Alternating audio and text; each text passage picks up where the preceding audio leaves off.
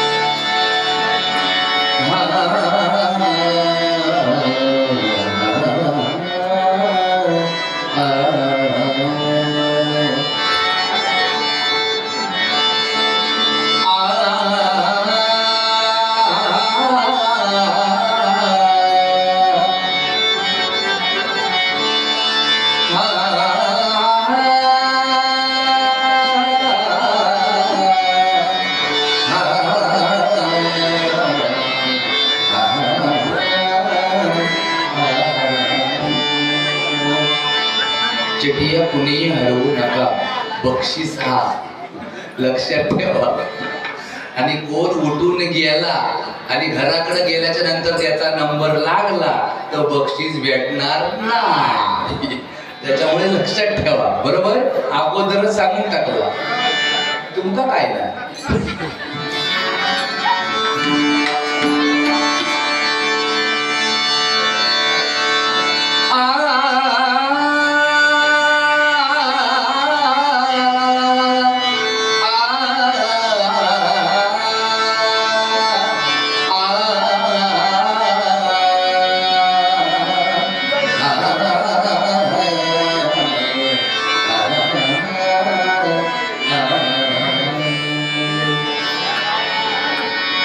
प्रथम स्मरावे माय पित्यासी, प्रथम स्मरावे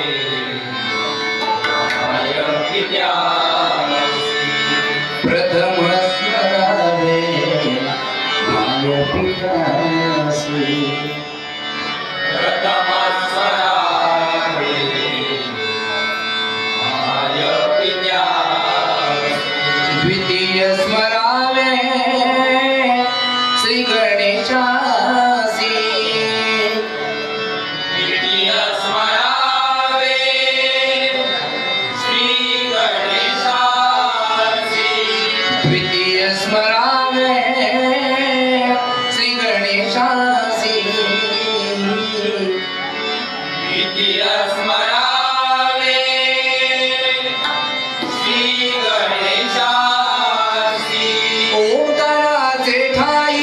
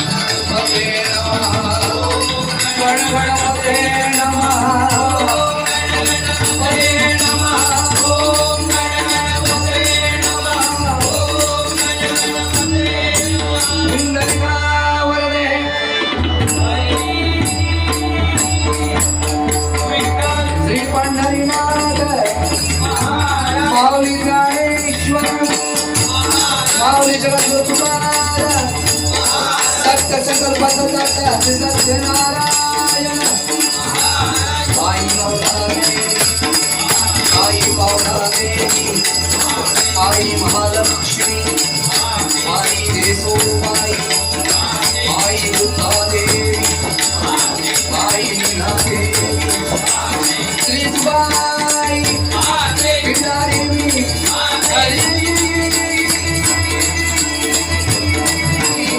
हर हर हर हर हर हर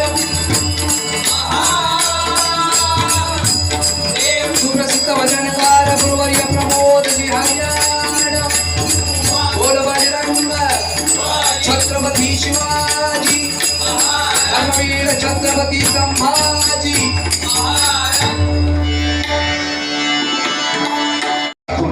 दोन्ही बुवा भजन आणि मनोरंजन करण्याचा प्रयत्न करणार. प्रथमतः त्या परमेश्वराचं नामस्मरण या ठिकाणी भजन रूपी सेवेला सुरुवात झालेली आहे आणि भजन या ठिकाणी घेऊन पुढे जाण्याचा प्रयत्न करणार. मनोरंजनासाठी जवळजवळ गजरी आहे, काळजी करायचं काम नाही.